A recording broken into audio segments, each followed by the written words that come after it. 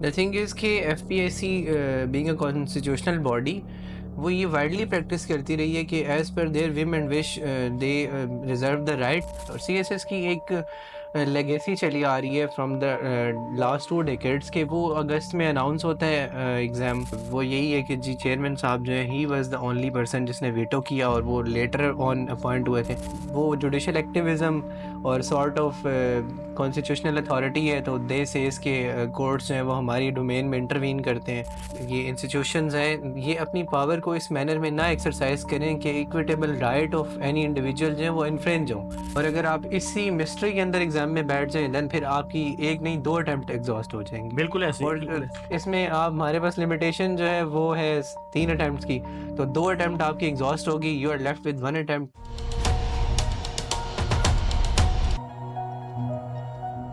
अस्सलाम वालेकुम। Paradigm shift के फोरम से मैं हूं मोहम्मद हमजा तनवीर।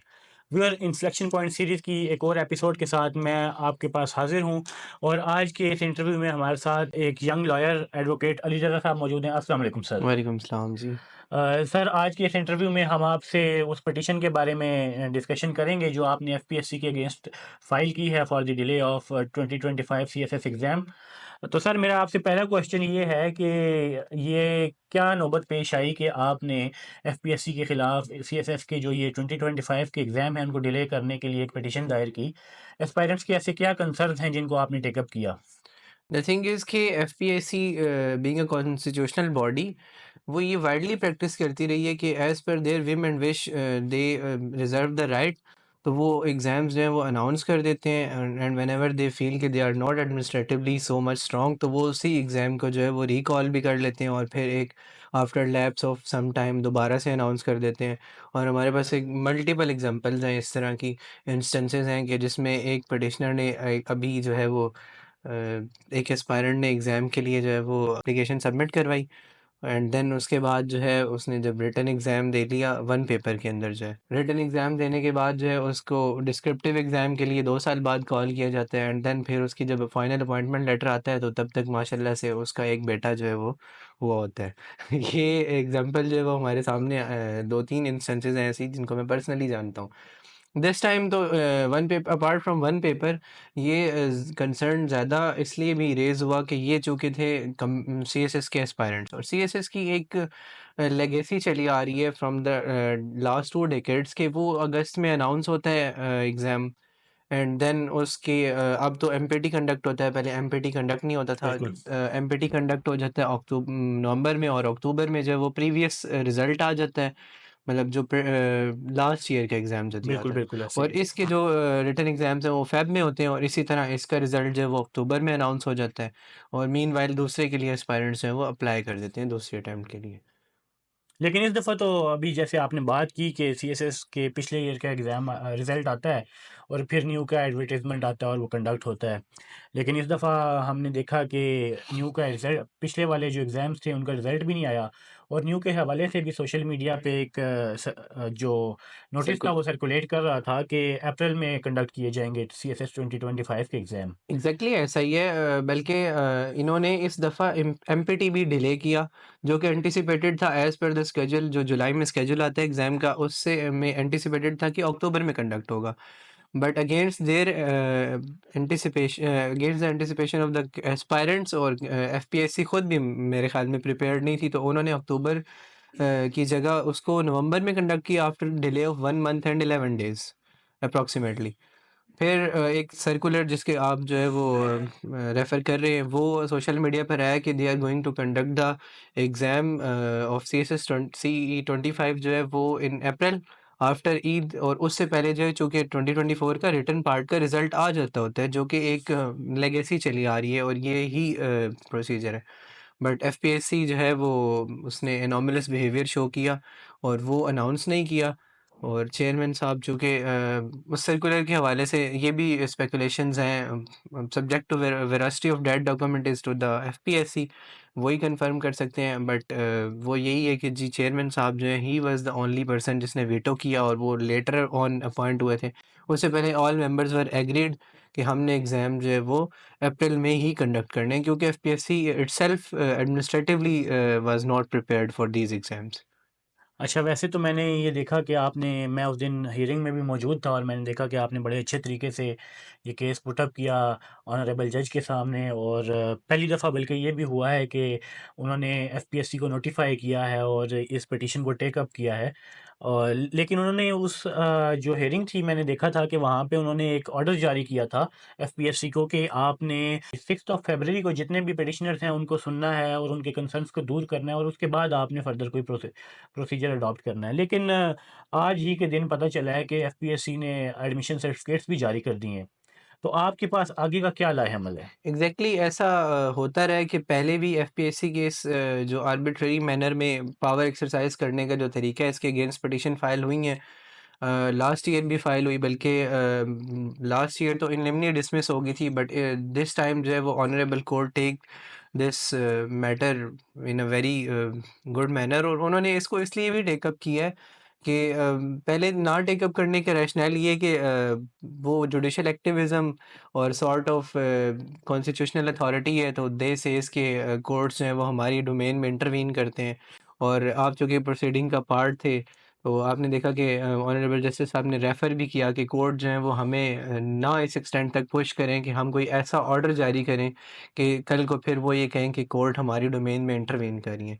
और बट वैसे मैं उस दिन वहाँ पे मौजूद भी था, तो मैंने ये देखा कि आपने केस भी बड़े अच्छे तरीके से पुट अप किया है, जिसकी वज़ह से मुझे ये लगता है कि इस दफ़ा उन्होंने जो ये एक नोटिस जारी किया है, एफपीएससी को जो डायरेक्शन दी है, वो शायद उसमें आपका पिटीशन जो आपने फ़ाइल की और जैसे ये आपने केस उनके सामने प्रेज़ेंट किया, उसका भी कुछ ना कुछ रोल था। बंडल ऑफ थैंक्स हमज़ा साहब। द थिंग इज़ कि बिल्कुल हमने प्रेज़ेंट किया इस चीज़ को, और ऑनरेबल जस्टिस साहब ने भी इसको इस मैटर को उस तरह से ग्रैस्प किया the way petitioner and aspirants wanted कि उनके कंसर्न्स को एड्रेस किया जाए। और ऑनरेबल कोर्ट ने फिर ये डायरेक्शन भी दी कि कोई भी कॉन्स्टिट्यूशनल अथॉरिटी, बल्कि हमारे पास प्रेसिडेंट्स हैं इस तरह की, जिसमें ऑनरेबल सैयद मंसूर अली शाह साहब की जजमेंट है लेस्को के केस में, वकास असलम में, कि ये इंस्टीट्यूशंस हैं ये अपनी पावर को इस मैनर में ना एक्सरसाइज करें कि equitable right of any individual जो है वो इन्फ्रेंज हो।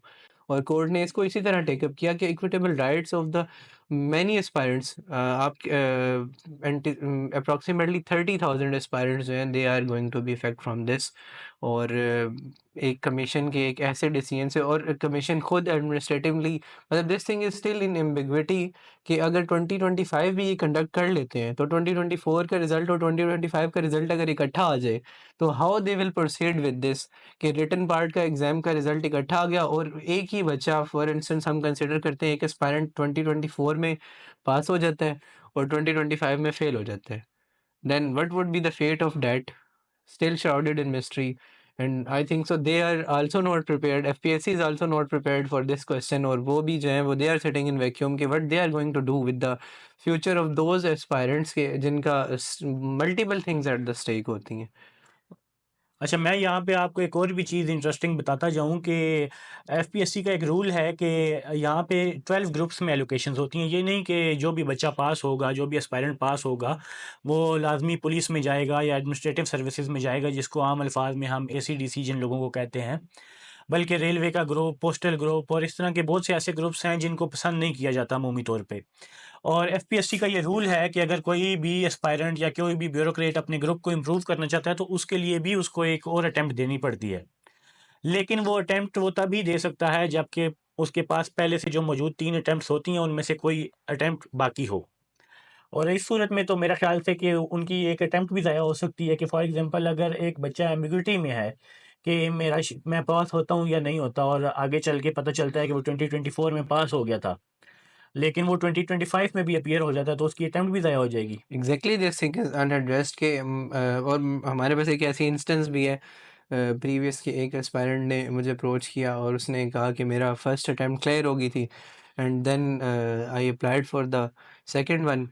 और अभी प्रीवियस का रिज़ल्ट जो कि रिटन पार्ट का पहले आ जाता है, तो मैंने सेकंड वन में अब सिर्फ आपकी फ़ीस जो है वो ज़ाया होती है अगर आप सेकंड अटैम्प्ट में ना बैठे हुँ। तो।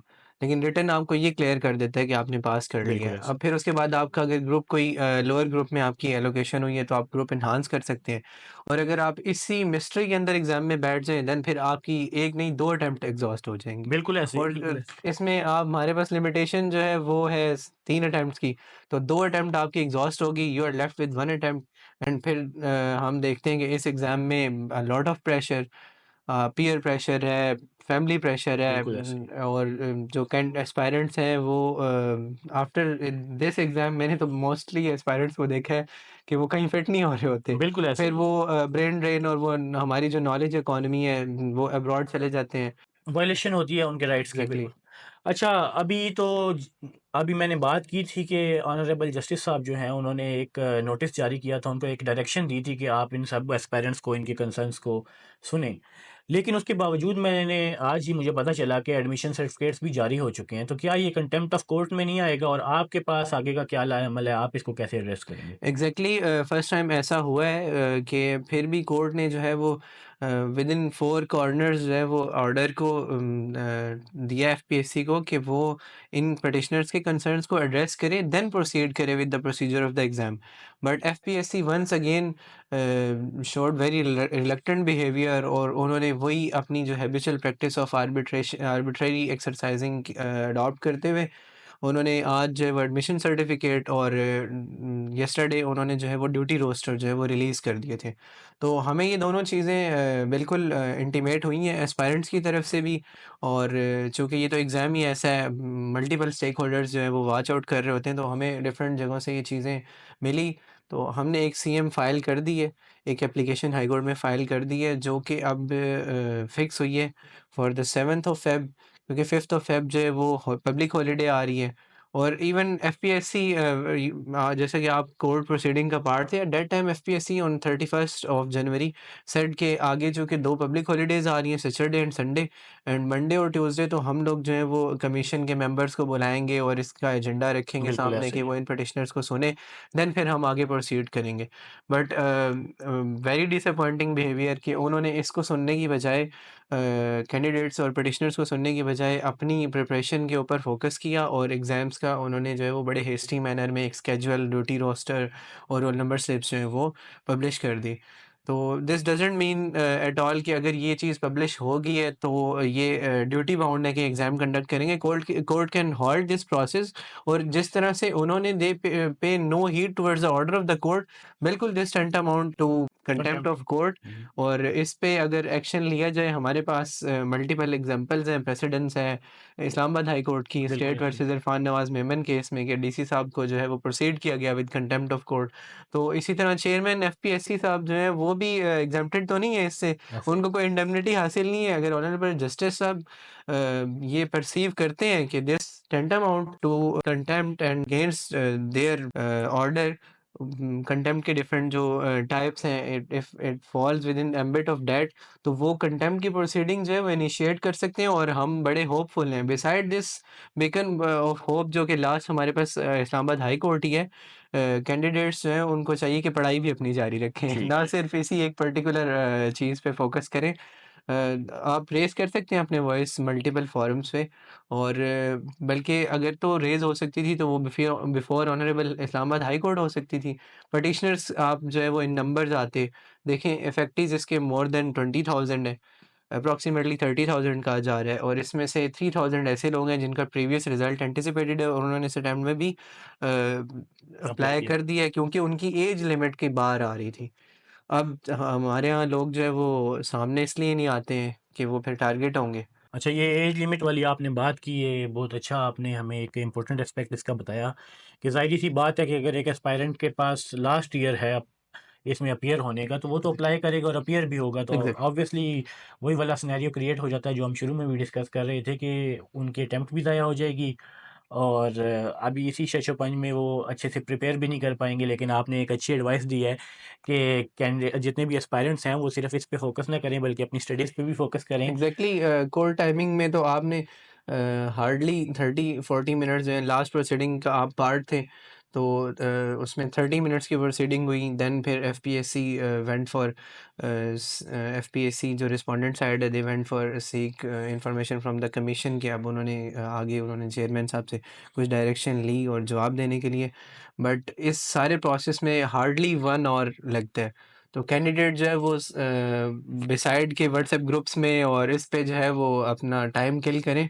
उनको चाहिए कि वो साथ-साथ प्रिपरेशन अपनी कर लें। प्रिपरेशन जो है, चूँकि दिस इज़ द टाइम जब उन्होंने ये सारी चीज़ों को रैप अप करना होता है। और ये भी हमारे पास होप है कि इंशाल्लाह अगर तो एडमिशन सर्टिफिकेट इश्यू हो गए हैं, इवन दैट जो है ये सब भी रैप अप हो सकता है बाय बिल्कुल द ऐसे ऑर्डर ऑफ द कोर्ट। तो दोनों चीज़ें हमारे पास साइड बाय साइड हैं और एस्पायरेंट्स को चाहिए कि वो दोनों पे जो है ना, जो ड्यू टाइम वो डिज़र्व करते हैं वो टाइम दें। बिल्कुल ऐसे ही, और ये उनकी ट्रेनिंग का हिस्सा ही एक समझ लिया जाए कि मल्टीटास्किंग करनी है उनको। Exactly, one can consider this a part of training, क्योंकि एक ब्यूरोक्रेट जब कल को सिलेक्ट होता है, आप सीएस से जाते हैं, you go through multiple training programmes, तो उसमें ये चीज़ें जो है वो आपको टीच की जाती हैं। हमारे जो एडवोकेट अली रज़ा साहब हैं बहुत ज़्यादा होपफुल हैं कि होपफुली ये डिले हो जाएगा, लेकिन उसके साथ-साथ वो एडवाइस कर रहे हैं कि आप फिर भी स्टडीज़ पे फ़ोकस करें। होपफुली हमारे जितने भी व्यूअर्स हैं उनको ये वीडियो, हमारा ये पॉडकास्ट अच्छा लगा होगा। अगर आपको ये वीडियो पसंद आई है तो इसको लाइक एंड शेयर ज़रूर कीजिएगा। इसके साथ-साथ अगर आप एक एस्पायरिंग राइटर हैं और आप ये चाहते हैं कि आपके रिसर्च आर्टिकल्स और रिसर्च पेपर्स पब्लिश हों, तो डू विज़िट आवर वेबसाइट जिसका लिंक डिस्क्रिप्शन में गिवन है। Thank you. अल्लाह हाफ़िज़।